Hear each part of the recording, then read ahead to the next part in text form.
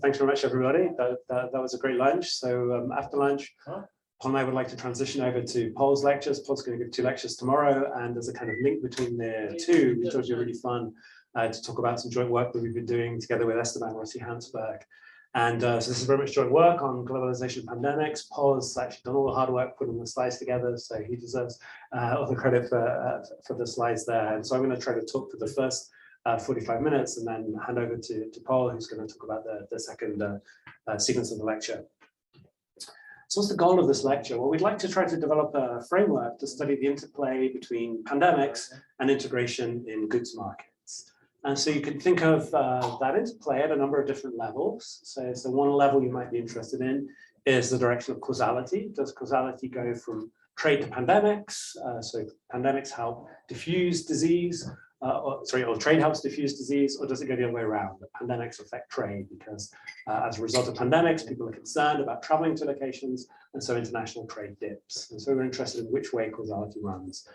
Another kind of layer you may be interested in is short versus long run. And then you might also be interested in evidence, empirics, versus having a conceptual framework to interpret those empirics. And so we'll try to say something about each of these different layers. And, you know, full disclosure, we're mainly going to talk today about our own work, in particular, the joint work with Paul and Esteban that I mentioned on globalization and pandemics. And then importantly, Paul is going to talk about some of his solo authored work on deglobalization, global value chains in the post-COVID-19 age. And that's going to lead in to tomorrow's lectures on global value chains and would be the connection between them. And of course, there's a lot of other super interesting work by many other people with important contributions, such as Shebnam, Andrei Levchenko, Aaron Flan, many co-authors, Chad Bowen, and so on. As you all know, there's this burgeoning literature on COVID, and some of those papers have started to think about COVID and international trade. So to begin with, I'm going to think about trade integration and its connection with pandemics, and then I'll say more a little bit later about that feedback from pandemics to trade.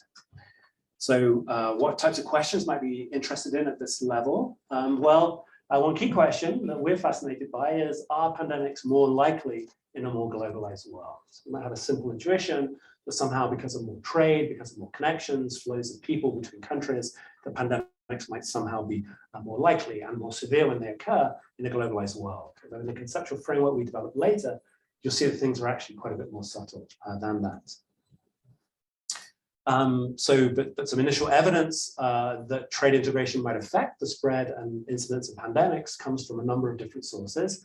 Some anecdotal historical evidence. I'll try to have a few motivating examples, and then try to give you some big brush historical comparisons using some more sort of systemic data, and then lead into some more detailed kind of econometric evidence of the extent to which trade might promote the spread of disease, the spread of pandemics between countries. So as you're all probably familiar with, there are a number of kind of great examples from economic history of the role that trade integration might play in the transmission of pandemics. Perhaps the most famous example is the Black Death, which originated, we now think, somewhere in Mongolia and spread along trading routes to Europe, first to Messina, and then up through Italy, along European trading routes throughout Western Europe. And there's a large literature documenting historical anecdotes, examples of how trade played a key role in the transmission of the disease. Perhaps the most startling example is the European interaction with the New World from the Guns, Jones and Steel book by Jared Diamond. Whereas Europe had a lot of domesticated animals that were reservoirs of disease, and hence people caught diseases from the animals and developed immunity to them.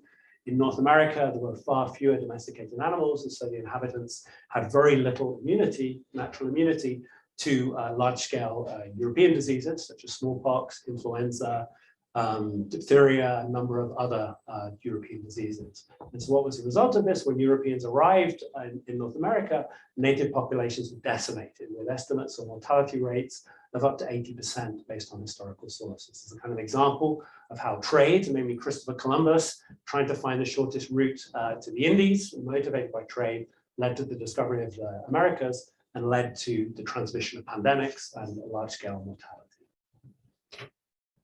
Can we find any kind of big brush historical data that might sort of support that idea that trade could play a role in the spread of disease? So here we've just put together some statistics from historical data. So on the left-hand side here, we have some data from the historical plague database, which for European cities documents every instance of the plague during the medieval era, so 1347 all the way through to 1760.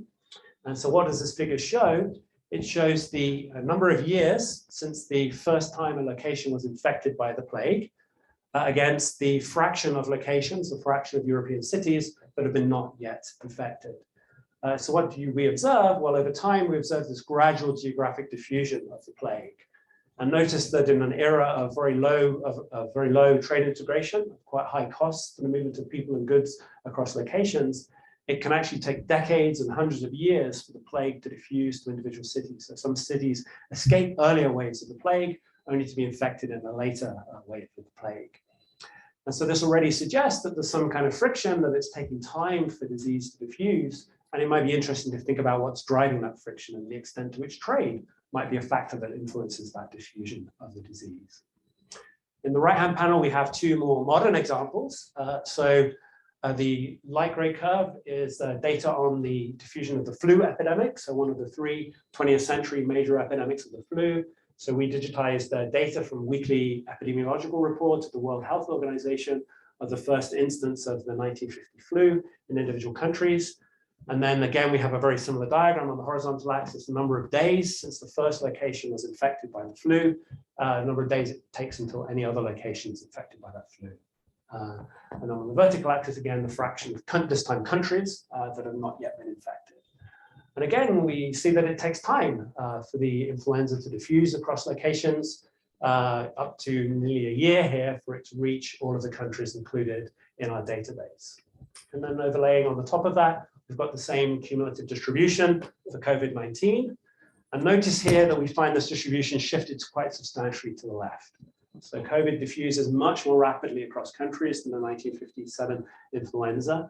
And of course, that could reflect many things. Obviously, the rate at which a disease diffuses depends upon the epidemiological parameters of the disease. Some diseases are more transmissible between people than others, and so they're likely to diffuse more rapidly.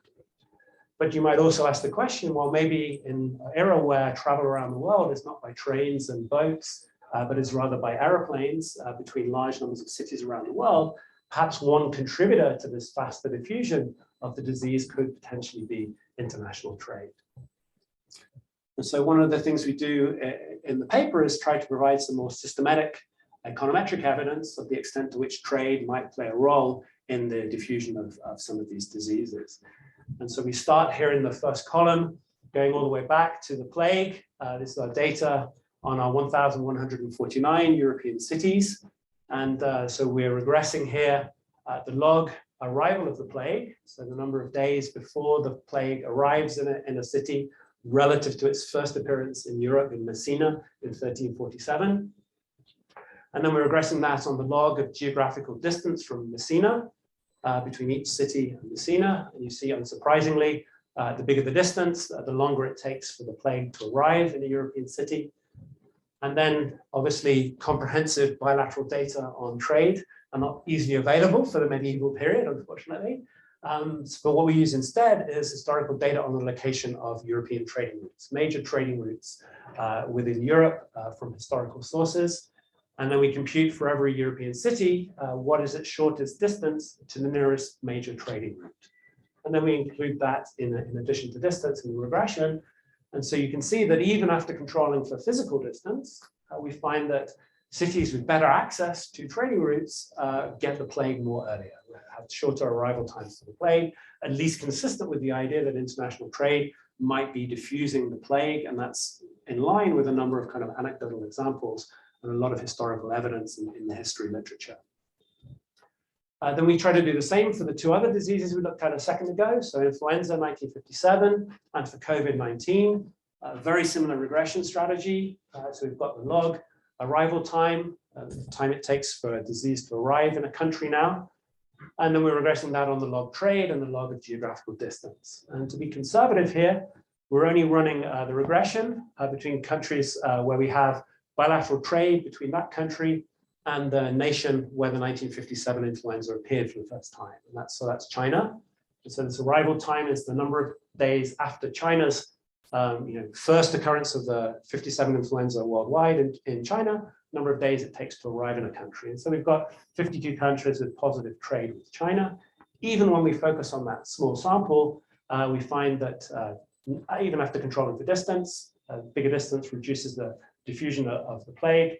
Increased trade makes the plague arrive more quickly in a location. And then that's substantially strengthened if you include the zeros. So if you include all the zeros and use take account of the regression that includes the extensive margin, that's even more precisely estimated. And then in the paper, we do a bunch of additional checks on functional form, whether it's a log-log, whether it's levels, and across all of those specifications, we find this sort of consistent relationship between arrival times and the strength of international trade links between locations. Obviously, for COVID-19, we have a bunch of additional data. We've not only got trade between locations, but we can easily get access to other measures of linkages between locations. And so in addition to trade flows, we include a measure of the log migrant stock. So this is the number of in-migrants, say, in a country. And again, for COVID-19, the first country worldwide is China. And so we're looking at the number of days it takes for COVID to arrive in any other country relative to the first occurrence worldwide in China. And so our trade variables are going to be trade with China. And so we're going to have the log migrant stock will be in-migrants from, for example, the United States and China, plus people from China who live in the United States. Okay, so we're calculating the migrant stock, taking account of both in and outward migrants. And then we also have data on total arrivals and departures of people in China, and the other way around, total arrivals and departures in the United States of people from China. And so one of the things that's interesting in the COVID regressions is, again, when we include both trade and distance, even after conditioning on distance, more trade shortens the arrival times, helps spread the diffusion of the disease. That specification is robust to controlling for migrant stocks. But the trade effect completely goes away when we control for arrivals and departures of people, which is actually exactly what we'd expect based on the science of the COVID-19 disease. It's transmitted through face-to-face interactions, so there shouldn't be any effect of trade once you control for total arrivals and departures of people. And it's going to be exactly that mechanism that operates within our model, that trade is going to involve travel between countries in a way we'll formalize later. And so conditional on total arrivals and departures of people, trade shouldn't matter for the diffusion of disease between units. And so that's sort of very consistent with this idea that trade is helping spread disease through contributing to travel between countries. And once you control for that travel directly, that accounts for all of the effect of international trade.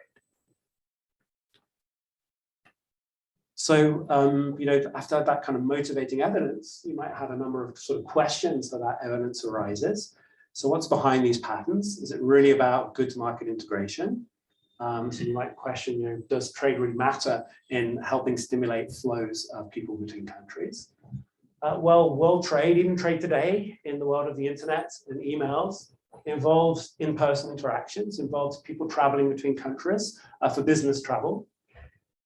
Some forms of trade that's sort of directly obvious. A good example might be tourism. So some of the activities I was engaged in yesterday in New and Old Jerusalem, in order to consume the services of being in Jerusalem, I actually have to come here and go and look at the sites in New and Old Jerusalem. So that's a kind of a form of trade. It's a trade in the service, the flow of tourist services. Or for the summer school, we actually are all coming in person to be here to benefit from these face-to-face interactions. Yeah, got a question? Yep. Got a question. So, did you test? I don't know with this paper. Did you test the role of the transport modes, like the modern transportation modes, like the sea containers, don't necessarily welcome many people to travel together with those containers. Although in the flag, back to I don't know, 16th century flag was transmitted by people traveling with ships. Yeah, so great question. So absolutely, the kind of people intentiveness of trade might change over time and might vary with different modes of transport. I'll show you some evidence on that in a second, that actually even in today's world, what you said is true, that on container ships there are relatively few people moving between countries, but there's always somebody on that ship. And in addition, that trade and transactions typically involve some business travel leading up to it, that sales representatives, managers travel between countries and form those contacts that lead to those trade flows.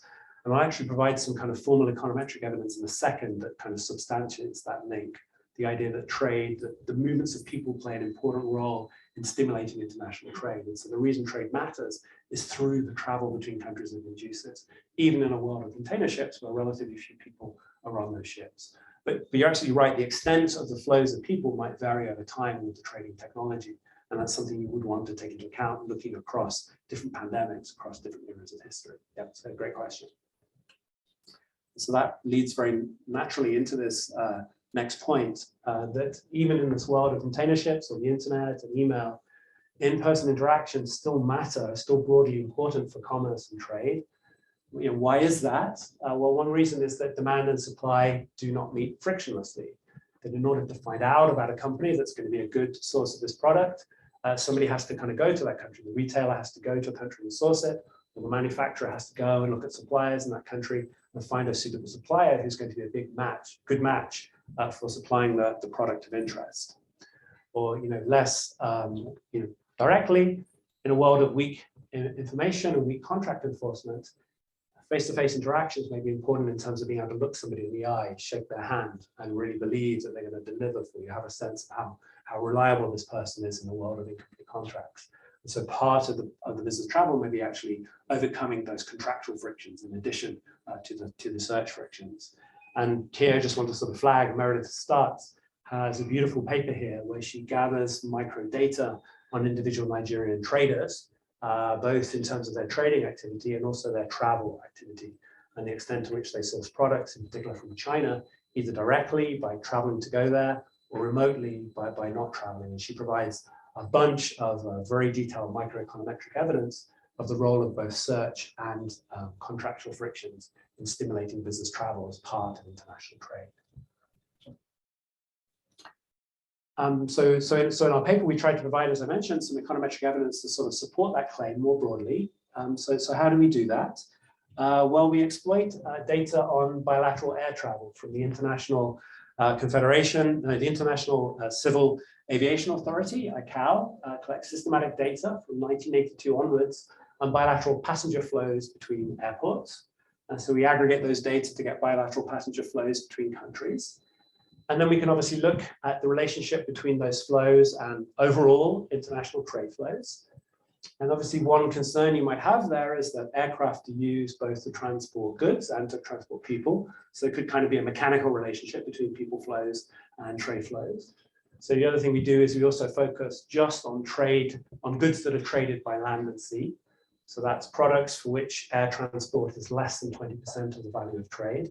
So focus on the goods that are typically sent by sea and checking that we still find the same relationship.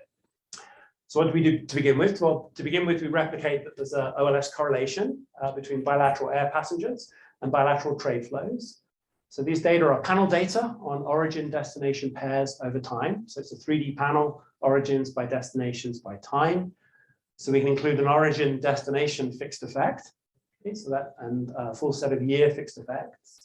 So the identifying variation here is changes in trade flows within origin-destination pairs, and whether that's correlated with changes in air passengers within destination pairs. And so the first thing we find in column 1 is that there's indeed a very strong correlation between trade flows and passenger flows, consistent with some of the earlier OLS regressions we pre-presented. And then we now try to kind of exploit an instrument to try to get a variable that we expect is going to shift passenger flows solely through trade. Okay, so what is the instrument we use? We use data on bilateral tariffs. Okay, so what is the idea here? The tariff is a trade tax, it's levied directly on trade flows.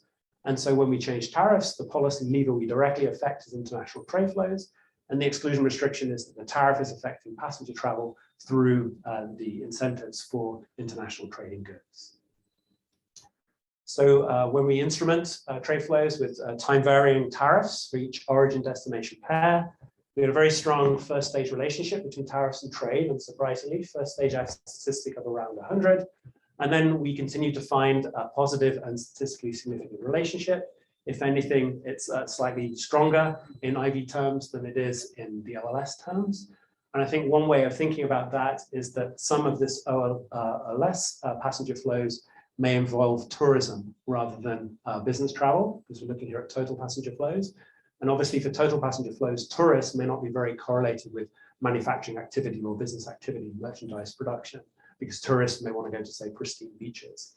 And so when we focus on the part of the relationship between the part of trade that's driven by tariffs, that strengthens this relationship because we're really identifying from changes in tariffs driving flows of trading goods, and that leading to induced passenger flows. So the part of trade that's driven by these tariff reductions is even more strongly correlated with air passenger flows. And then we do a couple further robustness tests. The first thing we do is, one worry you might have is that these are data on air passengers. What about land and sea? Obviously, people move between countries through other modes of transport. So our first robustness test is to drop any origin-destination pair that's less than 3,000 kilometers apart. And so the idea is that for a distance of 3,000 kilometers, most people movements are going to be driven by air travel. And so we find, if anything, a stronger pattern there, as you might expect. Now we're have a better measure of true total passenger flows between countries for this sample that are more than 3,000 kilometers apart. And then the next thing we do, related to the point I made earlier, is re-estimate the regression just focusing on trading goods, for which air travel accounts for less than 20% of the value of trade. And again, we find an even stronger relationship when we just focus on travel that's in trading goods, which mainly shipped by sea, and yet this regression suggests are stimulating travel between countries through the trade in those goods by land and sea. So people have to fly by aircraft to form business relationships that enable that shipments of goods by land or sea. And then the final column, we just report the first, the reducible regression, where we regress log air passengers directly on tariffs. And you can see that there's this negative and highly statistically significant relationship between increases in tariffs and reduced air passenger flows. So all of this sort of supporting this idea that even in the world of the internet and email and container ships, that still changes in policy that directly stimulate the incentive to trade goods, induce travel between countries. And I should flag that we're not the only people to find this, just to advertise someone else's work. There's a beautiful paper by Söderlund, which uses the fall of the Soviet Union as another exogenous source of variation in incentives for business travel. So I didn't know this before I read his paper, but in the early days of the Soviet Union prohibited Western flights over Soviet airspace. So if you're a European country or the US, you couldn't fly over Soviet airspace on a commercial airline flight. And as a result, people had to route over Alaska or through the Middle East. And that results in quantitatively large differences in the number of hours it takes to fly between Western countries and Japan. So what used to be a 12-hour flight, if you could fly across the Soviet Union or with a modern jetliner, is actually an 18-hour flight if you can't fly across Soviet Union airspace. And then with the sort of policies of perestroika and glasnost in the Soviet Union began to auction the right to fly over airspace as a way of raising foreign currency, given the sort of pressures to foreign currency in those early days of the perestroika and glasnost reforms. And so Western airlines became able to fly over Soviet airspace, so that dramatically reduces air travel times, reduces the cost of business travel. And Söderlund uses that source of variation to again show that you see increased international trade. And not just in goods shipped by air, but also in goods primarily shipped by land and sea. And obviously that potential experiment is again relevant for current events where flights over Russia and Ukraine are probably again having to be diverted because of the current conflict. And so again, so that would actually be interesting to look at the data and see to what extent we see the same pattern working in reverse as airlines have to take longer flights between Western countries and the Far East. So, so that's super interesting. That helps motivate the model we want to develop. But what I want to do now is try to develop a conceptual framework, a systematic way of thinking about the links between trade integration and pandemics. And so that's the sort of focus of the joint paper with Esteban that we're mainly going to talk about in the remainder of the lecture. So what do we do in that paper? Well, we try to take the standard conceptual way of thinking about trade in economics, which is essentially the gravity model of international trade. And then we combine that with the standard theoretical framework for thinking about disease diffusion in the epidemiology literature, namely the susceptible, infected, recovered, or in the cases where we have death, the SIRD, susceptible, infected, recovered, and dead model of disease dynamics. So we're going to take these two standard conceptual frameworks and we want to say, how do they connect with one another? How do they interact with one another? Well, we don't really have an existing theoretical framework to really think about how those two things go together. So we're going to try to put them together. And one of the key insights is we're not just additively combining these two things, but they actually interact with one another in kind of very rich and subtle ways, which we at least didn't anticipate when we started working out on the project, that the number of kind of subtle interactions you'd have between disease diffusion and international trade. So in particular, one of the things that comes out of the model is there are extremely powerful health externalities between countries. And both the likelihood and severity of pandemics is going to be shaped in systematic ways by the level of trade integration between countries. And we're going to spell that out in more detail as we kind of get into the nuts and bolts of the model. And so everything I've been talking about so far is how trade integration stimulates disease or affects the diffusion of disease. But you've probably all been thinking, and I mentioned at the beginning, that we might also think that pandemics feed back to influence trade integration. If people are frightened that they may get infected by the disease, they may stay at home, or there may be government lockdowns, and that these may affect the extent of international trade between countries. So again, it's useful to distinguish between the conceptual feedbacks from pandemics to trade integration and the empirical evidence on this link. And it's also interesting, again, to think about short versus long run responses. So in the short term, while we're in the midst of the pandemic, trade may decline. But in the long run, is there going to be any kind of permanent effect? Will COVID-19 permanently affect volumes of international trade between countries? So short versus long run. The long run is particularly interesting there.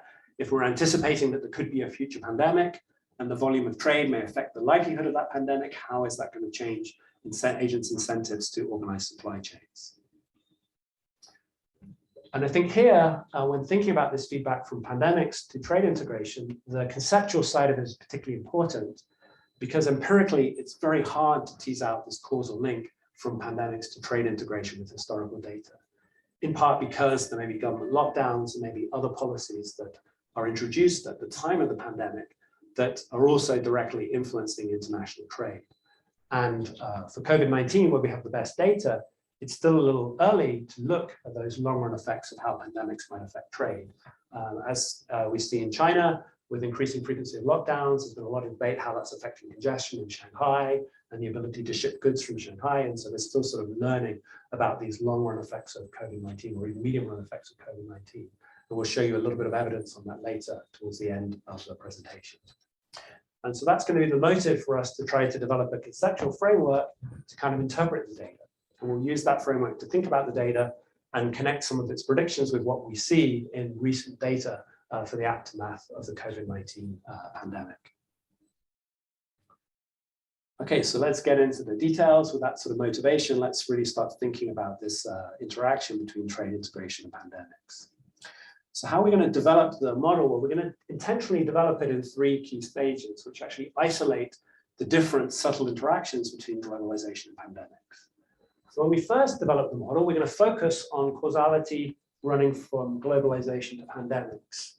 How are we going to do that? Well, we're going to assume that when a pandemic occurs, agents are unaware of the threat of infection, and there are no deaths from the disease. So people are getting sick, they're catching colds, they don't know why they're catching colds, where it's coming from, and no one's dying from the cold. And so because they don't know where the threat of infection is coming from, individuals have no incentive to change their individual behavior, so there are no behavioral responses. And because there are no deaths, there are no general equilibrium effects from those deaths. And then we're going to enrich the model by allowing for a feedback from pandemics to globalization. And we'll do that in 2 steps. The first step will maintain the assumption that agents are unaware of the threat of infection, but we're going to allow deaths. And so there's going to be this disease, people are going to be dropping dead, but we're not going to know why they're dropping dead and where the infection is coming from. So why is that going to be useful? Well, it'll help isolate the general equilibrium effects of deaths, or more generally changes in labor supply if people's productivity is reduced while they're infected. And then finally, we'll go to the completely general case where agents are actually aware of the threat of infection. They completely understand the model. They completely understand what's going on. And there are also deaths. And that's going to be the general case where we have globalization and pandemics, causality is running in both directions, and individuals are responding behaviorally to the threat of infection. So there are individual responses, and there are also general equilibrium responses because of the deaths. Okay, and so what are we going to get out of these 3 levels of analysis? Well, even in the first case, where we assume agents are unaware of the threat of infection and there's no deaths, we're going to show that the gravity equation in trade and the susceptible, infected, recovered model interact in really rich and subtle ways. So in particular, one of our key results is we'll show that in the open economy, whether there's a pandemic depends on the disease environment in the country with the highest rates of domestic infection. So if I'm a country with a really good disease environment, so maybe Israel handled the pandemic particularly well, or Switzerland, another country with very good domestic health environment. Domestically, it may be that if you're a closed economy, because you've got such good contact tracing, you've got such careful lockdown policies and mask wearing culture, domestically, if you're a closed economy, there would be no infection. But if you open up trade with a hopeless country, such as the United States, where nobody does what they're told, and there's no contact tracing program, the domestic health environment is terrible, well then even though you alone in the closed economy in Switzerland or in Israel, you wouldn't have a pandemic, simply by having a tiny amount of trade with the country with a bad disease environment, that's going to be enough for there to be a worldwide pandemic. Okay, and so that's sort of really interesting when you think about global health policy and the implications for, say, vaccine policies. There's going to be an epidemiological externality in the model.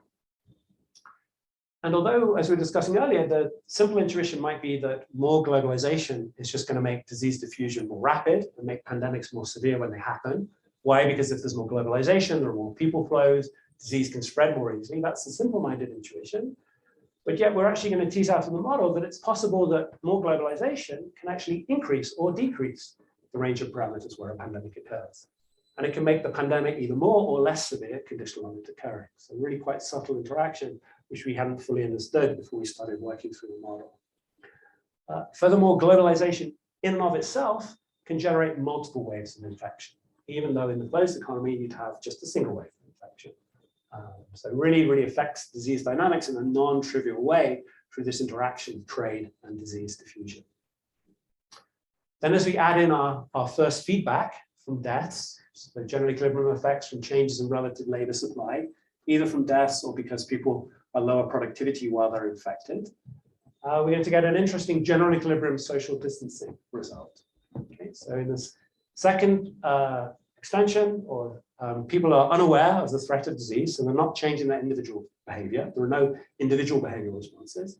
Yet there's going to be a general equilibrium effect, which leads to social distancing. So what is that effect? Well, the unhealthy country is going to experience more deaths. That's going to lead to its relative wage to increase as labor supply falls in relative terms, standard GE terms of trade effect in the trade model. And that higher relative wage is going to reduce the incentive to trade with that unhealthy country. So even though you don't know the threat of infection, you're not changing your individual behavior, general equilibrium in terms of trade effects are going to lead to a form of general equilibrium social distancing. Yeah. The high frequency of disease and compression, do you agree with the flexible wages of the assumption? So good question. So it might be a better assumption in some labor markets than others. So different countries have different policies. So for example, in the UK, there was a furlough where people got to retain their jobs and the government paid their salary while the economy was locked down. In the United States, there was not, individuals received lump sum cash payments from the government, but the labor market was allowed to respond more flexibly. And certainly there were big unemployment responses.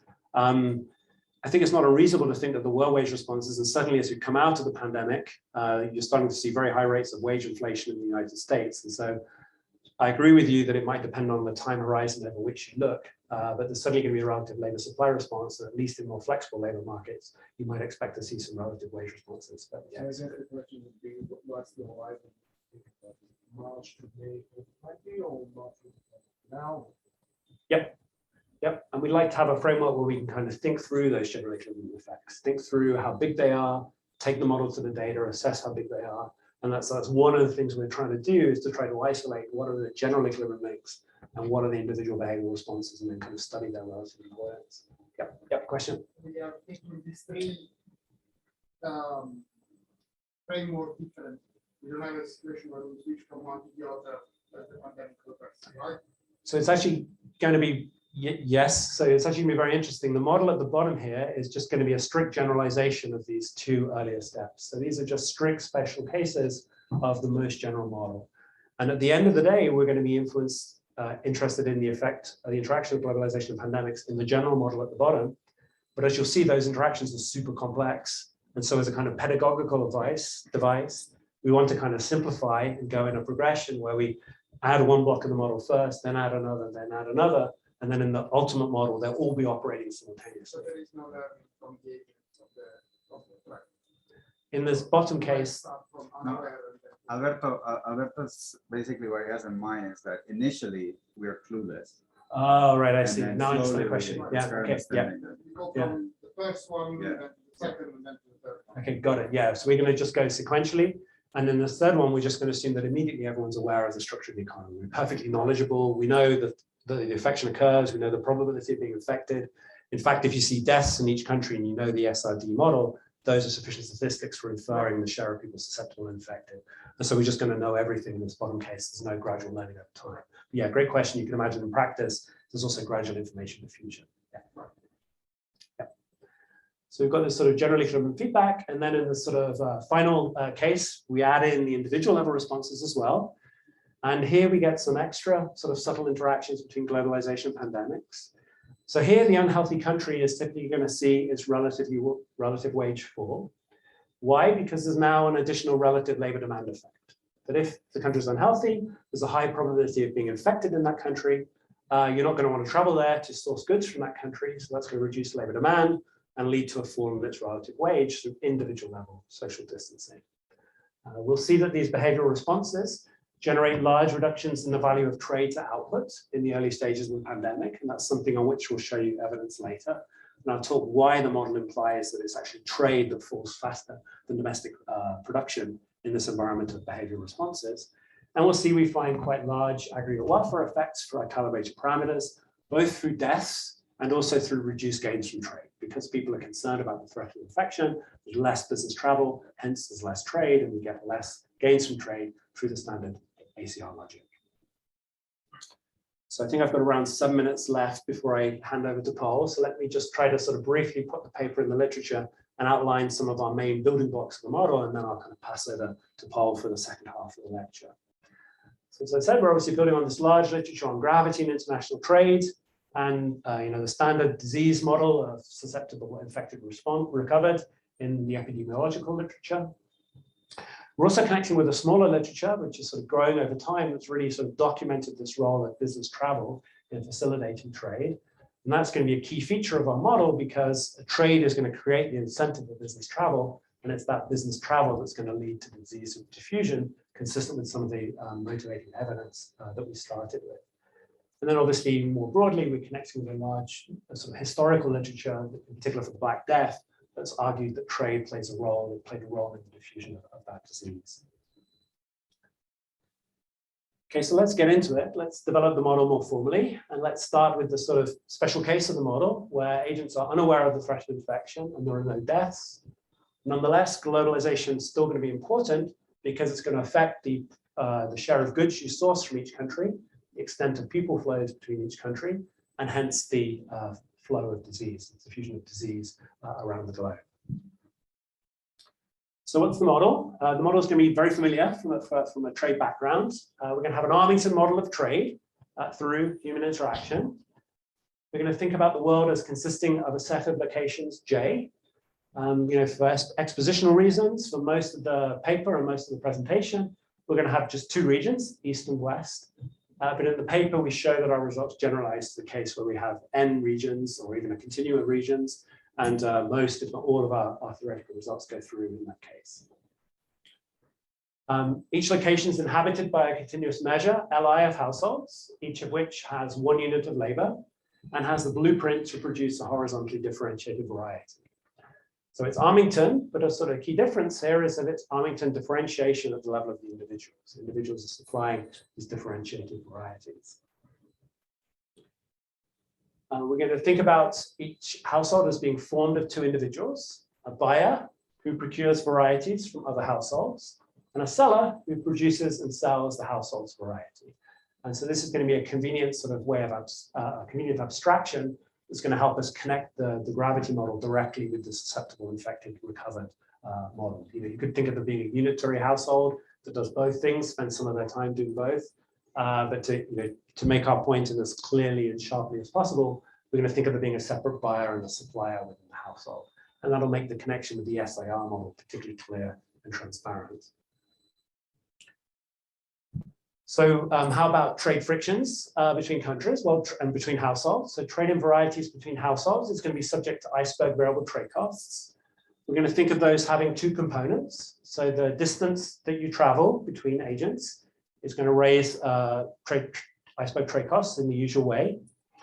And then in addition, we're going to allow for a policy barrier to trading goods, TIJ. And so that might be the form of a tariff or some other policy barrier that limits flows of goods between countries. In order to consume the variety of a household, we're going to assume that the buyer of the household actually has to travel to that other household to source that variety. And so here, each variety, the consumption of each variety directly involves business travel. We've kind of linked the two together. Of course, in reality, you might think, well, maybe I don't have to travel for every unit of the variety I source. Maybe I only have to travel once to find a variety, and then I can source it remotely. And so in the paper, we work out that extension where you have to travel to form new contacts, but then for existing contacts, you can source goods remotely. Or perhaps, households have access to two technologies. They can either source things remotely, which is maybe more costly in terms of variable trade costs, but maybe less costly in terms of fixed costs because you don't actually have to travel. Or instead of sourcing things remotely, you can actually travel and source them directly. Again, with a higher fixed cost and perhaps a lower variable cost because you can better find the variety most suited to you. And again, we work through that extension where you have access to those two technologies, and maybe direct trade is more important in some industries than others. Again, we work through that extension in the paper. Okay. But in the baseline model we develop in the lecture today, for every variety you source, you have to go and travel to the other household and buy that variety from them. So we're going to assume that travel is costly, involves some resources. We're going to model in the baseline model those as utility costs that depend on distance again, Dij, that also depend upon the number of varieties you source. So the more households you have to go to, the more costly it is in incurring those travel costs. And then we're also going to allow for a policy barrier that works on movements of people. So symmetrically to movements of goods. There can potentially be a mobility friction. Countries may close the border, may prevent foreign households from traveling towards their own domestic households. And although we model these in terms of utility costs in the baseline model, again, in the paper, we have an appendix where we show there's an isomorphism with modeling those costs in terms of units of labor. So we think you use up rural resources of travel, there's some labor employed in traveling between countries. Okay. So we're going to make some convexity assumptions so that these costs of sourcing varieties are sufficiently convex and that we're going to have an interior equilibrium where each household sources varieties from a subset of other households. Okay, so we always have an interior equilibrium where you're only consuming a subset of the varieties that are available. And then just probabilistically, you randomly consume a subset of those varieties when you incur these mobility costs. So that actually might be a good time to switch over to Paul. I think I'm 2 minutes early. Do you want me to do this next slide? Or do you want to take over now, or do you want me to do the next slide? Well, this one is hard, do it. Yeah. Okay, I'll do this slide then. So let me just then put some more algebra around that. So what is the welfare of a household in our model going to look like? Well, the welfare of households in country I is going to be the sum across countries I source from. So in the baseline model, that's just east and west. The integral of the measure of varieties I source from the households in that country, the usual CES utility function. And then because we're modeling the mobility costs in terms of utility, we have to subtract off those mobility costs and summing across all the countries where we incur them. Given the CES functional form, it's not surprising that the model gives us the standard CES demand function for the quantity of a variety sourced by a household in country I, sourced by a household in country J from country I. That depends upon the no, other way around. I always get confused by this. The demand sourced by a household in country I from country J. That depends on income in country I and the price index in country I. And then it depends upon the price at the point of production in J.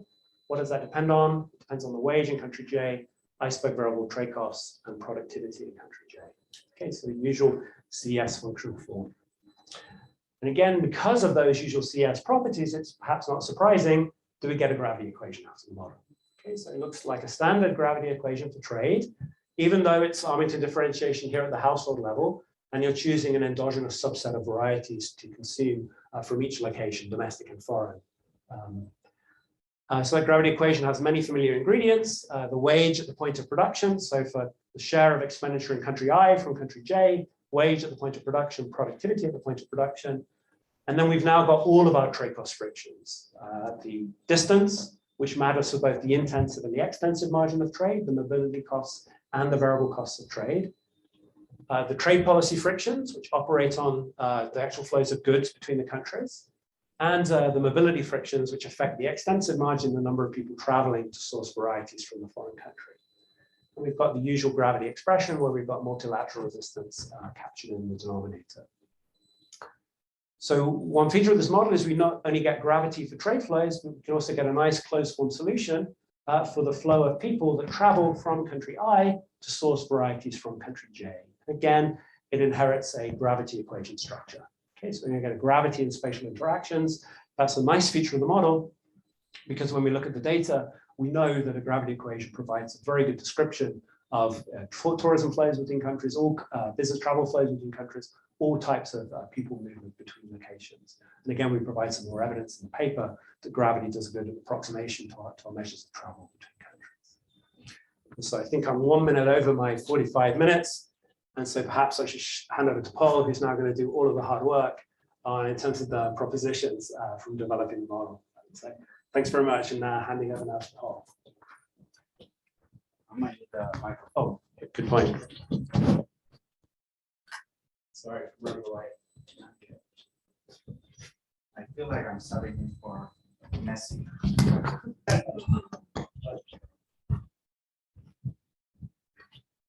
So we're up 3-0, so hopefully we'll be able to. Awesome. So it's great to be here. Let me just go through with this, and then tomorrow morning I'll do like a more proper introduction. Okay. So what I'm going to do is I'm going to take over. Steve obviously motivated the paper very broadly.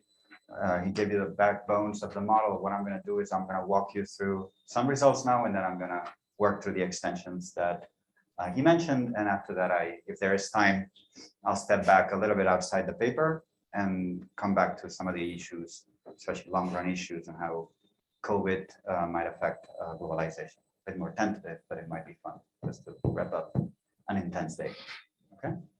So out of the trade model, in the previous slide, the key equation that we're going to be leveraging next is this last one, which is this is a fairly standard model, trade model, expanded to include the movement of people. So in the next few slides, I'm really going to be focusing on this movement of people instead of telling you, characterizing it, giving you some results on this movement of people. And then when we go to the disease dynamics model, we're going to see the implications of that movement for the spread and emergence of pandemics. So let's start with a couple of results on these interactions. The first one is fairly straightforward, which is if you take the model and you look at comparative statics with respect to various measures of trade frictions or mobility frictions, you've got distance, you've got the trade cost for goods, and you've got the mobility cost. If you reduce any of these trade frictions, you're basically going to be a substitute, or you're going to see a substitution away from domestic in-person interactions to foreign interactions. Okay, so basically trade frictions go down, you're going to see less domestic and more foreign interactions. So that's a fairly straightforward result. Perhaps a bit less obvious, and in fact, it's not an unconditional result. We need to kind of caveat it with focusing on a point around symmetry, which is if you start with from a symmetric equilibrium in which countries share a common population, common technology, and common sort of symmetric trade frictions, we can derive the result that a decline in any form of friction, so the symmetric trade frictions, symmetric mobility frictions, is actually going to increase total interactions. You have a decline in domestic interactions, you have an increase in foreign interactions, but the sum actually goes up. Okay, you can see that that might actually be of importance in that this is a result that's going to tell us that as we globalize, we're going to be bumping more into more people. Okay, and to the extent that that's going to lead to the spread of diseases, there might be some ways to kind of formalize this intuitive notion that the more globalization you have, the more disease occurrence you might have. But again, this is not unconditionally true. So that might already hint that down the line, we might observe that how globalization affects disease dynamics might be a bit more complex than the first pieces of evidence that Steve worked through. Okay, but to make that a bit, to make that explicit and more formal, what I'm gonna do next is I'm gonna walk you into the second building block of the model, which is the model of disease dynamics. And as Steve was saying, we are going to build here on standard tools in the epi literature, this so-called SIR or SIRD frameworks. So to see how that connects to our model, remember that there's households that are composed by a buyer and a seller. So the way we think about this is a bit metaphorically, but it's a model, so we can like being poets here. We think about a day in the household. We wake up, the buyer leaves, waves goodbye, and goes and visits some sellers at home, some sellers in foreign. The seller stays at home, sets up its shop, and then receives buyers, both domestic one and foreign one. And as they buy or sell, they're having in-person interactions and shaking hands with various people. We are going to simplify matters. I don't know how complicated it would be to relax that. You can ask Steve later. But we are going to think about the buyers traveling separately. So we're not going to have like, I get on a plane and I get infected. This is not how we think about infection. Obviously, that's relevant, but we're going to think about infections happening by this demand and supply meeting.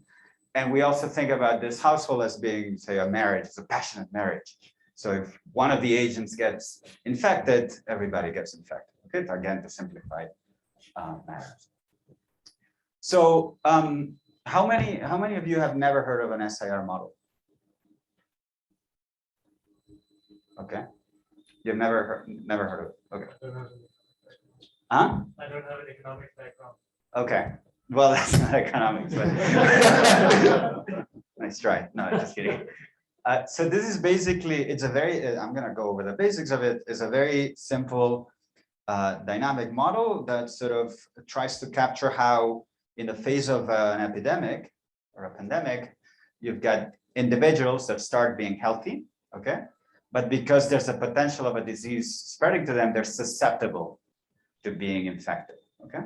So you start in life or you start in the pandemic as being a susceptible agent. At some point in time, you may get infected, at which point you transition from a state of being susceptible to being infected.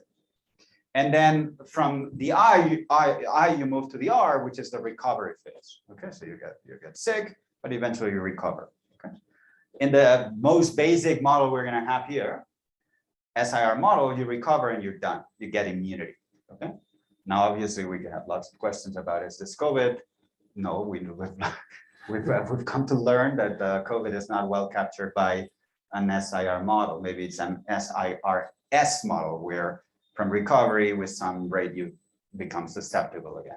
Okay, and there's also situations in which maybe there's diseases in which maybe you get vaccinated and you stop being susceptible without transitioning to be infected. Okay, so in terms of the mathematics of how you kind of formalize that dynamic system, we're basically gonna, in the most basic form, break the population into three groups: the susceptible, which have not yet been infected, the infected, and the recovered. And then basically there's going to be an inflow and outflow out of those states. Okay, so for susceptible individuals, there's actually no inflow in an SIR model. All you have is people leaving that state as they get infected. How do they get infected? Well, they get infected by A, being susceptible, and B, bumping into someone that's infected. If a share of the population is susceptible and a share of the population is infected, the probability, people meet at random, the probability that you have a susceptible agent and an infected agent meeting is going to be given by this product. So this is going to basically govern if there is a meeting, what is the probability that one is susceptible and one is infected. But then obviously what's going to matter too is just how often people bump into each other. And in our model, remember that how people bump into each other is by having these transactions. So you're going to have buyers that are visiting NII sellers, and then you're going to have NII buyers that are meeting the seller. Because both of these are sources of infection from the point of view of the household, you have this 2 times NII here. The last parameter that we have here is alpha I. Alpha I is a parameter that we add to capture the fact that whether you get infected or not is not just a function of whether I meet Elchanan and he's susceptible and I'm infected, but it's also a function, and it's not just a function of whether we meet every day or every other day or every week or every month, but it's also a function of how, warm we are with each other, okay? Whether we just say hi or we sort of shake hands or we give each other a big hug, okay? And that is something that may vary across countries, okay? I have the feeling that Israel is a bit like Spain, where, we give a lot of hugs, but, is there anybody from Norway? Okay, you get the point. You're from Denmark, though, right? Okay, it's not far. So that's is this first term clear? Okay, so this is how folks that were susceptible might turn to be infected by meeting people domestically. But again, in the model, there's going to be foreign interactions, and the foreign interactions are, on the one hand, you might have some buyer that goes abroad and gets infected by meeting an infected individual in country J, okay?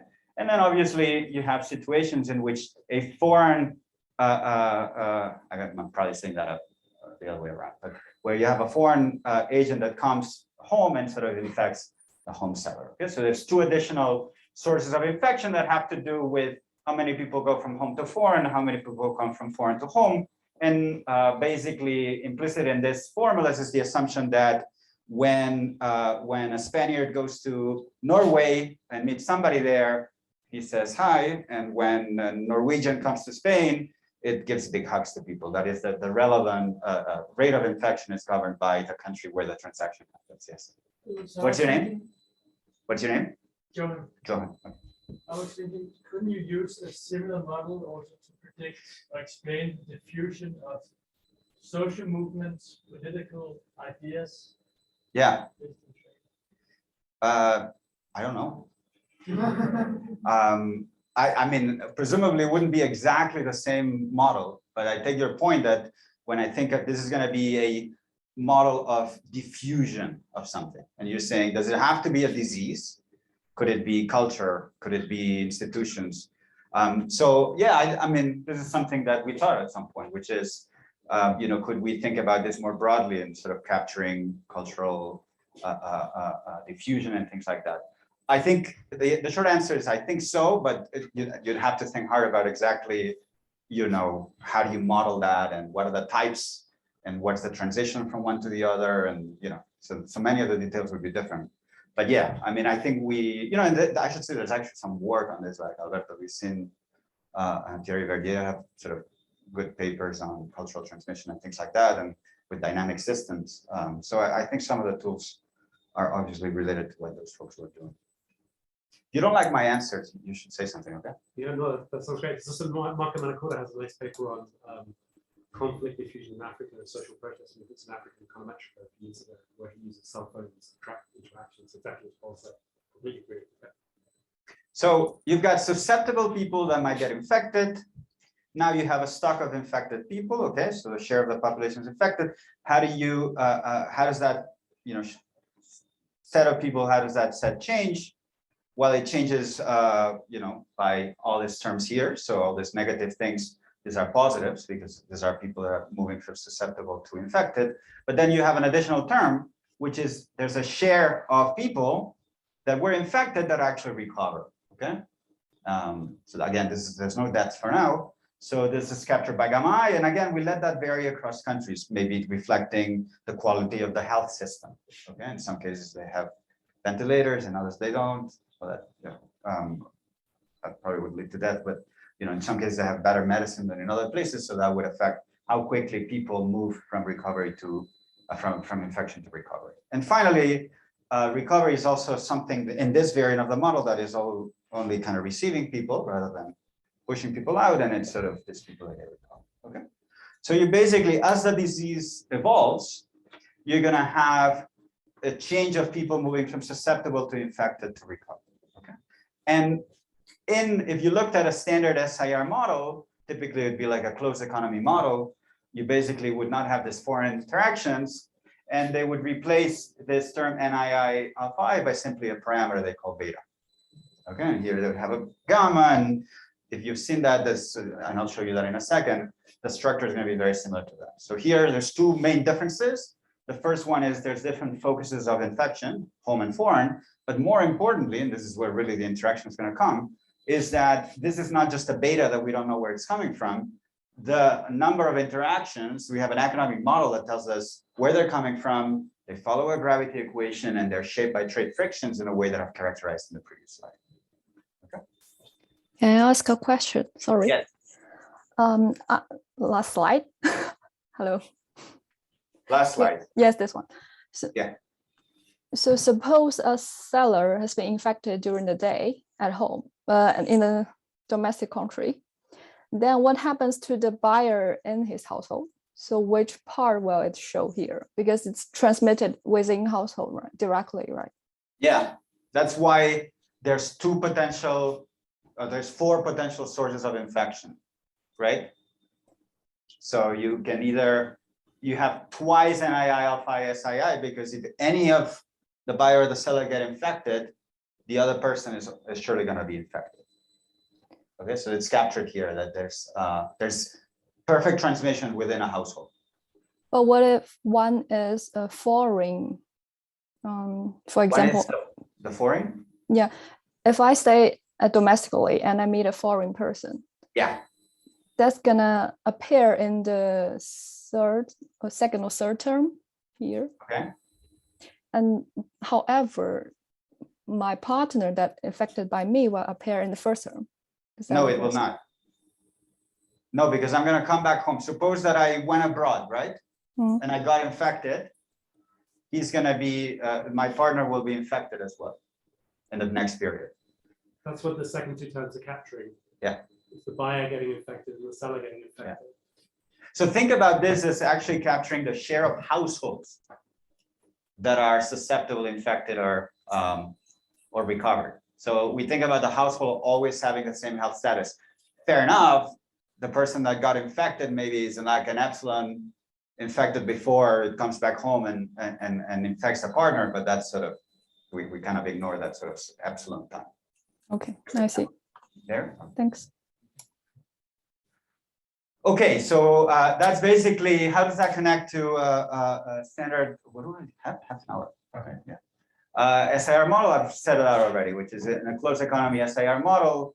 You can only get infected at home, so there's only SII that's going to matter, and there's a beta I and gamma I, but these are the two only key parameters of the model that are going to matter for dynamics. And basically, the dynamics of this model have been well understood since at least 1927. I think that's the McCormick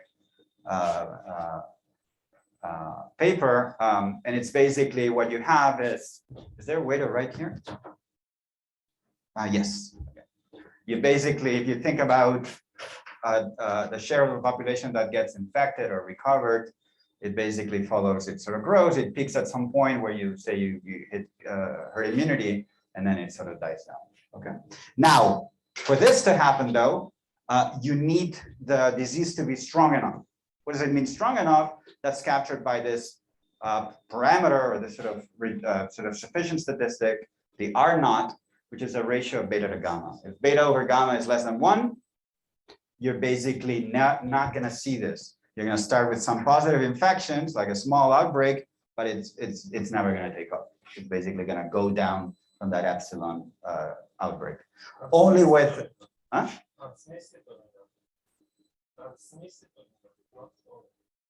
I'm sorry. And what did I say? Okay. So it's the ratio of how quickly it gets transmitted, yeah, transmissibility, but it's recovery also matters for that. Okay, so it's both the beta, but the gamma is going to matter. If people recover very quickly, they're going to exit the pool of infected, and then they're not going to infect other people. So it also captures transmissibility.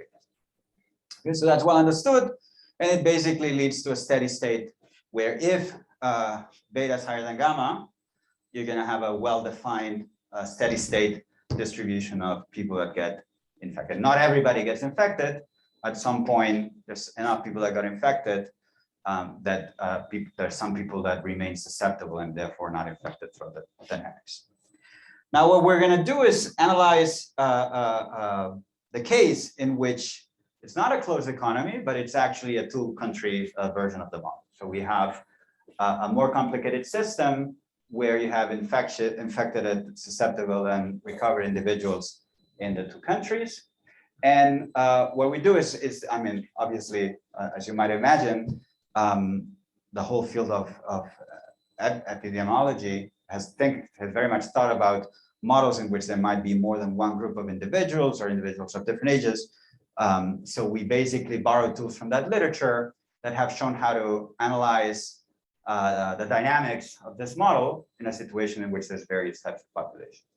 The way you do it is there's various ways to do that, but you can start with writing the system in matrix form and then computing some inverse of some so-called next generation matrix. And then you can back out the R naught at the world level coming out of that. Again, in our framework, it takes this form from which we derive the following result, which is that the R naught at the global level, whether at the global level you actually go through the curve or not, is actually a function of the max of, if you will, the domestic interaction-based R naught at home and in form. That is, if based on their domestic interactions in any of the two countries, that ratio is higher than 1, it doesn't matter what that ratio is in the other country, the world is going to go through a pandemic. Okay, so that's a form of health externalities by which even if you do your homework and you're not very effusive with your friends or you stay at home and things like that, if in another country that you're interacting with, there's an outbreak, the world is not going to be able, there's nothing that you can do to single-handedly avoid a global pandemic. Okay, so that's going to be the result, and it sort of illustrates strongly the health externalities. We can also show, again, following tools in the epi literature, that this global R naught is indeed a sufficient statistic for the shape of the global dynamics. So if R naught is higher than 1, we're going to have a steady state distribution of susceptible agents at home and at foreign. Okay, and then you can play around. I'm not going to do that. How if you fix one of the alphas in one country, which measures governs the rate of transmission in a country, if you govern the other one, you can quickly transition from global pandemics to not, holding constant your own rate of transmission. So now let me state a couple of key results in this sort of first simple version of the model, which are going to be about how through the way they shaped in-person interactions, the levels of trade frictions affect the whether or not you might have pandemics and the severity of those pandemics. So the first result is that if you're in a symmetric world or close to a symmetric world in which countries share common parameters for size, the technology, and trade frictions, and the health parameters, alpha and gamma, are relatively close across countries, then we can show that a reduction in any symmetric trade friction is necessarily going to increase R naught, okay? And it's also going to increase the share of each country's population that is infected during the pandemic. So if you were thinking about, how do we formalize the notion that as trade frictions are reduced, we see more interactions and more disease going on, this is basically the result that you were after. And you can sort of illustrate it, and the way that we illustrate here is we reduce trade frictions or reduce mobility frictions and show how there's typically a threshold where if trade frictions are sufficiently low, you start seeing the disease take off. Okay, so if trade frictions are sufficiently high, you have that people don't recover because simply they don't get infected. The disease doesn't really take off, and the same is true with mobility frictions. Now, again, anytime you see a result that starts with a condition that makes you wonder, why are they imposing this? Okay, so we impose this because you cannot say that that is always going to be the case. Okay, so a very simple way to kind of see that the result might not hold broadly, and that there might be situations where trade integration might actually reduce the possibility of a pandemic is this result here, which is a situation in which the two countries, home and foreign, they have very different contagion rates alpha I, and very different recovery rates gamma I. And in particular, there's a high-risk country, if you will, and a low-risk country. The high-risk countries are a country where both alpha I is very high, that is, they're very effusive, and at the same time, their health system is terrible. Okay, so they get infected a lot and they stay infected a long time. The other country, J, is going to be a country where the opposite is true. That is, not a lot of infections and quick recovery. And there we can show that in a situation, if there's enough asymmetry in these health parameters, you may well end up in a situation in which a decline in any international trade friction actually decreases or not. It might, shift it from being higher than 1 to less than 1. And in addition, when you do not avoid a pandemic, even when you don't avoid it, reductions in trade friction might actually reduce the share of people that actually get infected, both and possibly in both countries. So if you thought, what does that tell you? Basically, it tells you that if you thought that it was obviously going to be true always, that if you're a low-risk country that has avoided a pandemic, that you should do everything in your hand to stop dealing like trading or letting people move from a high-risk country. If you thought it was obvious that you should have those frictions as high as possible, this result is not totally obvious. Okay, because yes, of course, if you can completely shut down and not allow like nothing coming into your country, you can avoid the pandemic, obviously, because you're isolating yourself. But if you're somewhere in between, you're in the second best world where you can't really stop the leakage. In the second best world, actually allowing a bit more leakage might actually be good. Okay, why is the mechanism here? Well, it's simply the fact that by allowing a bit more leakage, you're actually improving the situation in the high-risk country. You're not forcing the high-risk country to kind of be brewing all this disease to the point where when it finally comes, it's going to really hit you. You kind of give them a bit of a escape valve by letting people kind of flow out of it. Okay, so I don't think we would sort of say this is obviously something that in the data is always very prominent, or a mechanism, a case that is always going to be there, but it's sort of interesting. That's why we do theory too, which is to try to understand our intuitions are always right. If they're not right, what would it take to break them? And that's sort of one example of this. Okay. All right. So the much more we could do in this very simple kind of mechanical model where people are just bumping into each other, getting infected without knowing what's happening. One thing we do in the paper, for instance, we show that it's very easy to generate multiple waves. So if you take a standard SIR model, it's going to have one wave. If you start putting behavioral responses, you might get multiple waves, or if there's reinfections, or there's this and that, you can get that. But even without all those things, if you have multiple countries that go through the disease at different points in time, the model might actually easily generate multiple waves. Okay, we sort of illustrate that in a model. But now let me move to the second bit, and especially the third one. This is where I want to spend most of the remaining time. The second bit, as Steve was saying, is a situation in which the economic model hasn't changed. Okay, that is, the rate of transmission, the rate of people meeting into each other hasn't changed, but we basically allow something we hadn't allowed in the previous system, which is that we let this contact rate, the number of meetings people have, to be partly affected by the pandemic. And I guess I skipped that before. Before, remember, we treated as a constant that wasn't changing through the pandemic. Why? Because even if people were getting infected, I didn't realize what was happening. So people were not changing their behavior. Okay. So we're going to maintain this assumption that we're not going to change our behavior because the pandemic is happening. But in a world in which some of the infected individuals transition not from infection to recovery, but from infection to death, and those people are not replaced by newborns, at least in the short run, there's going to be some changes in labor supply. So there was a question before, a very good question about the timing. Is this the right for COVID or not?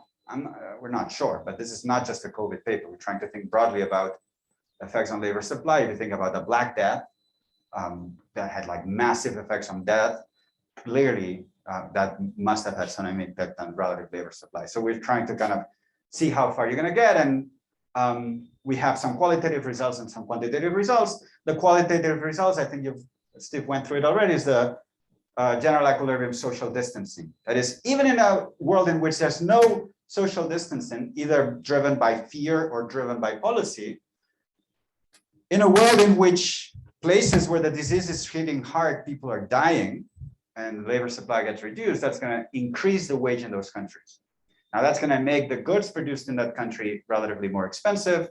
It's going to make consumers substitute away from those goods, distance themselves away from those goods, and therefore there's going to be less travel to those infected places. Okay, so that's the result here, which is we endogenously have this movement away from the disease coming purely from a general equilibrium effect. Quantitatively, not a lot of bite. At least, unless you start putting very high death rates and playing with elasticities, that is not something that we found had a lot of bite. When you start thinking about this as not just driven by death, but maybe you can think about lockdowns or sort of shorter run labor supplies where productivity at work in the workplace might be affected by getting infected and things like that, you could get a bit more bite. And we have an extension on that. Who had a question? Yes. Why doesn't the effect of death operate symmetrically on demand and supply for labor so that there is no effect of wages? So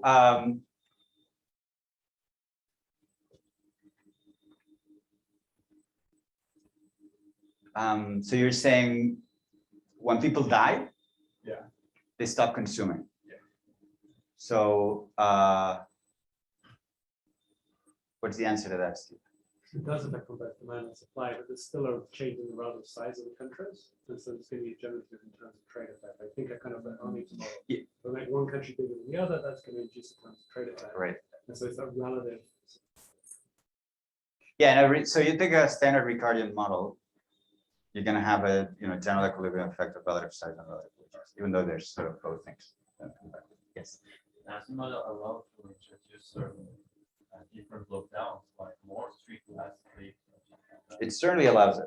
We haven't done it, but maybe you can tell me what you find.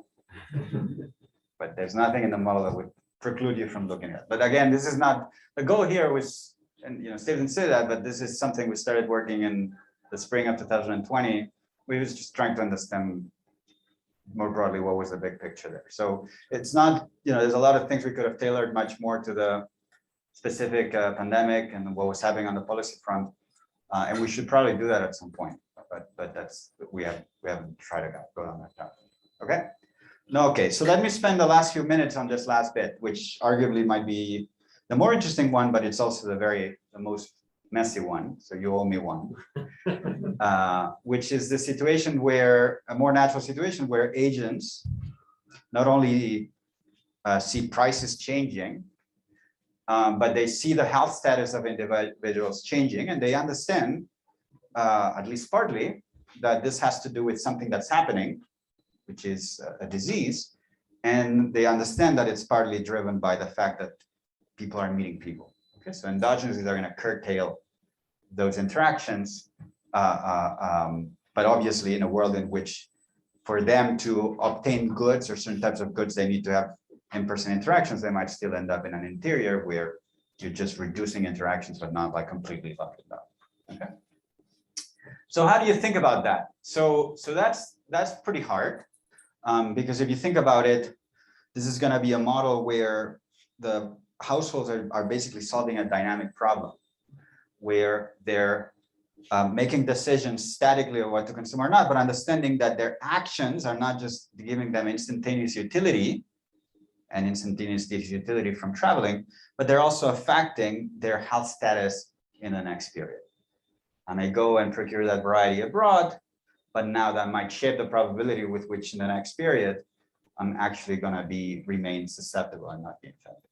So that raises issues of exactly how you model that. What do you assume agents know, whether the agents are setting a plan and then sticking to it, there's commitment or not, what kind of expectations agents have. So there's a lot of modeling choices here. So what we did in the paper is we built on a paper by Farbuti, Yarosh, and Scheimer, which is a model that's set up in continuous time. And it makes some strong assumptions that we stick to. For once, there's rational expectations. that is, agents know exactly how the model works, so they understand what is the probability in the population that the share of people that are infected or not. On the other hand, we are still assuming that there's some unawareness on the part of agents in that at any point in time, they're not sure whether they're susceptible or infected.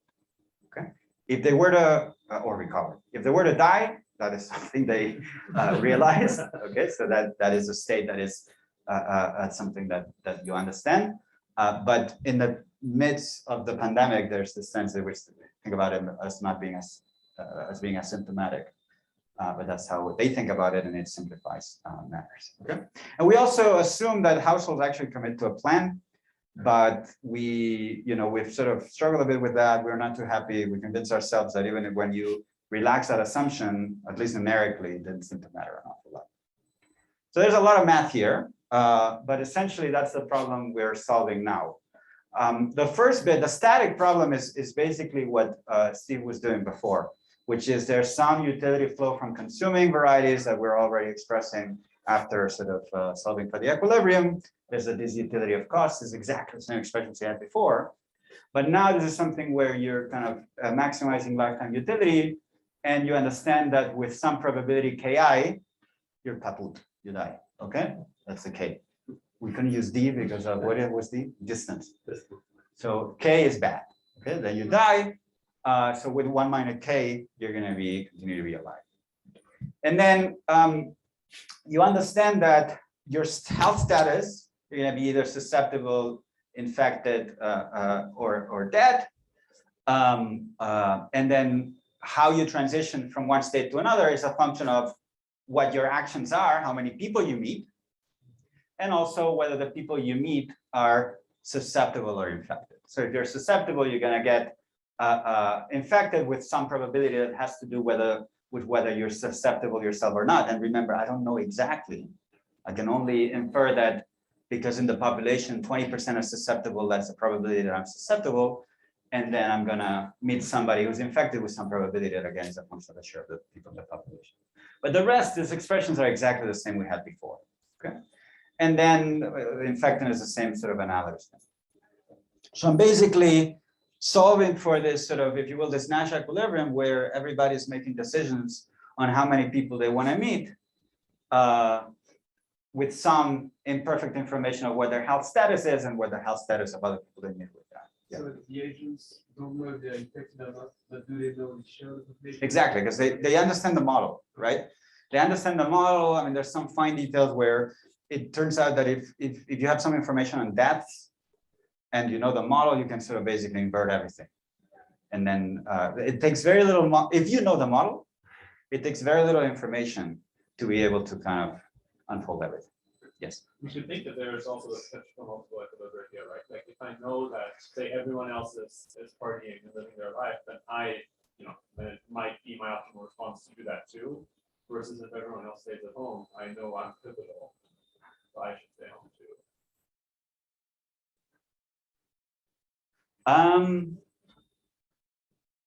I'm not so sure. I understand what you're saying, but I'm not so sure that if I know, that your situation is going to lead to a lot of deaths.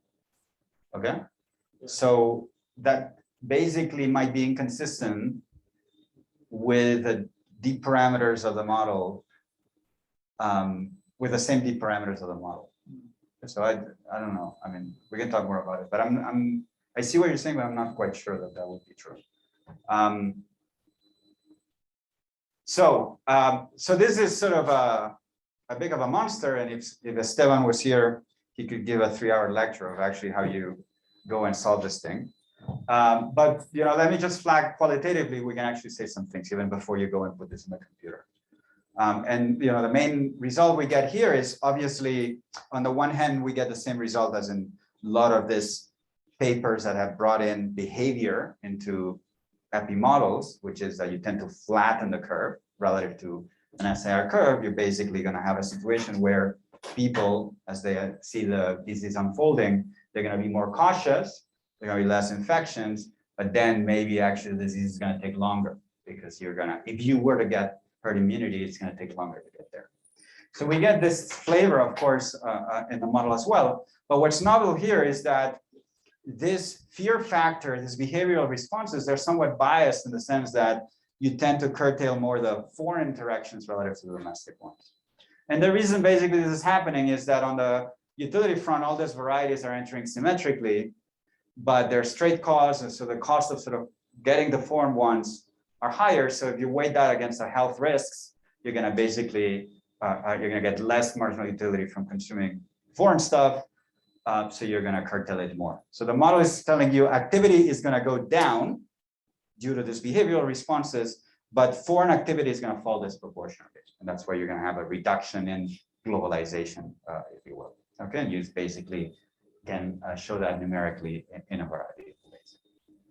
So basically all this is showing you for different cases how following the outbreak of a pandemic, how various variables are going to be moving depending on different parameters and whether you're in a symmetric case or in an asymmetric case. So I'm not going to spend a lot of time on that, but you can play with a model sort of and see how different parameters are shaping things.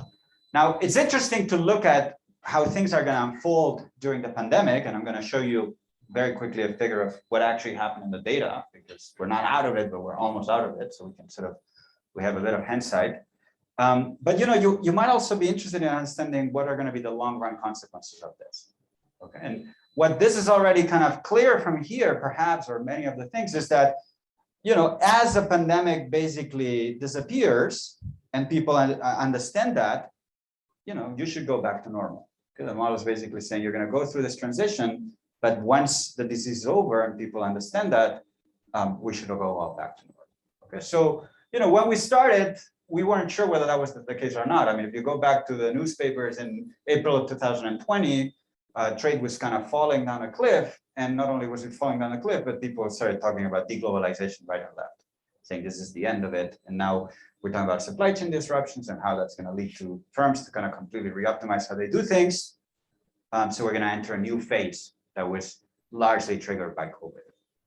So, before we started talking about supply chain disruptions, the best way that we had to think about that was to introduce adjustment cost. We thought, well, maybe we can get the model to actually have a bit more bite in the medium to long run if we add adjustment cost, which is if you were to discontinue relationships, it might take some time to rebuild them, right? So I stop trading with somebody, and then it's going to take some time to build this stock again. And maybe that's going to take a while. But that's only part of the story, right? Because if it takes time to rebuild relationships, what are you going to do in the face of shocks? You're not going to break them, right? So the model is also telling you, well, think twice before you stop doing that. Okay, so it's going to smooth out things. But again, when we sort of played around with it, that was actually giving us very little bite. Okay, so there's nothing in the model that was suggestive that the long-run consequences of COVID or pandemics more generally are going to be very large. What are things that are outside the model? Supply chain disruptions, although I'm going to come back to this tomorrow. I'm not sure that per se is actually going to have long-run effects. But what often people talk about is like, we're going to walk out of this with a perception that pandemics are now going to be more likely.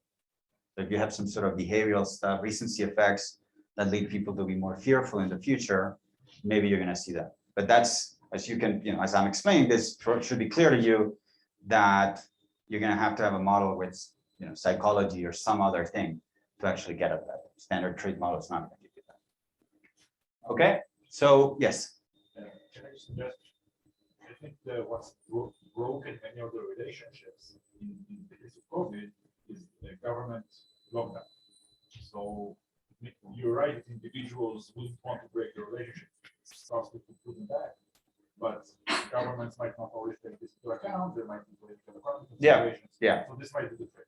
Yes. So that's where I'm going to stop here. I'm going to talk about some of these things next time.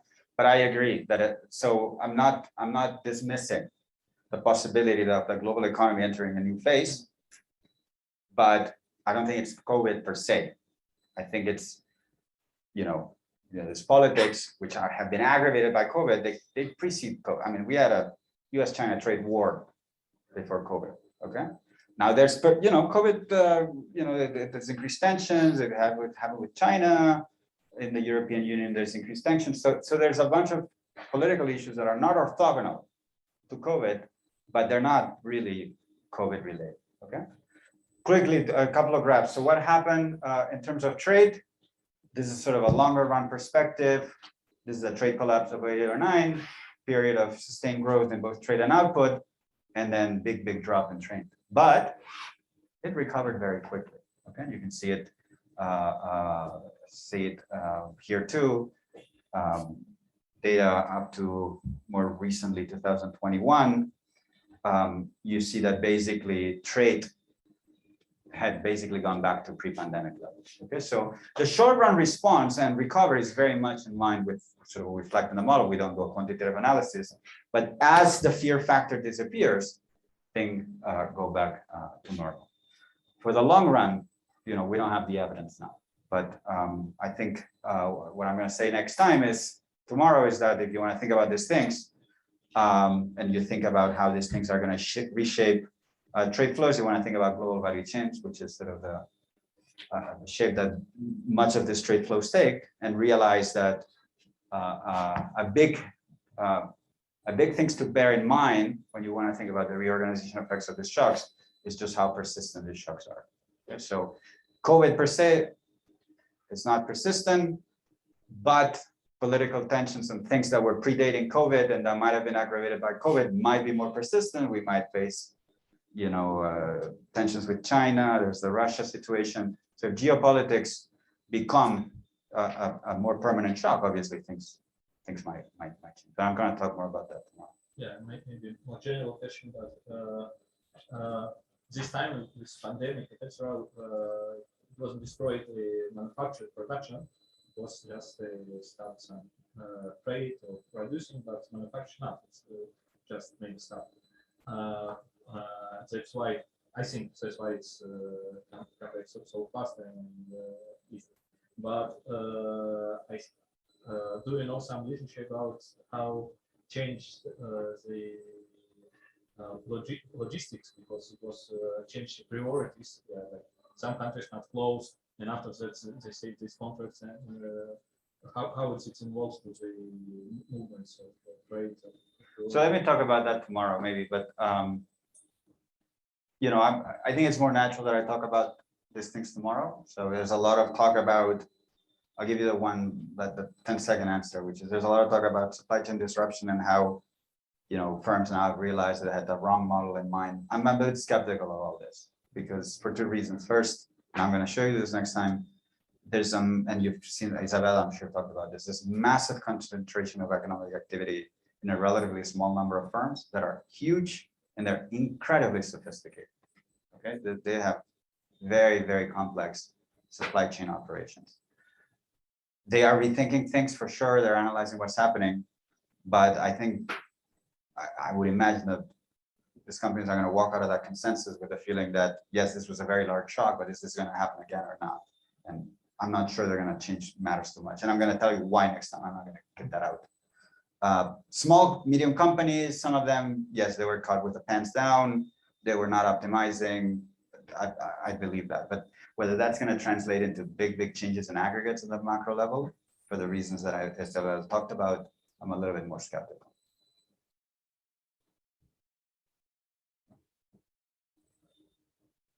Okay, thank you very much. Thank you. Thank you. Where is she? Hi, I'm in the UK, sorry. You're in the UK? Yeah. You don't need to apologize for being in the UK. I couldn't come because of the strike of the embassy here. I'm sorry. That's too bad. It's fine. Thank you.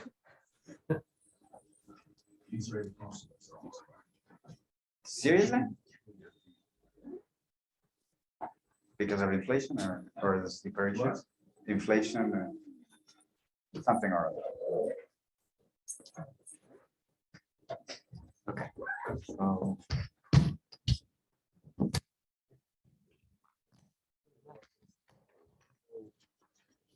a simplification of the SIR. Mhm. So if you let people become flexible again, then you will get the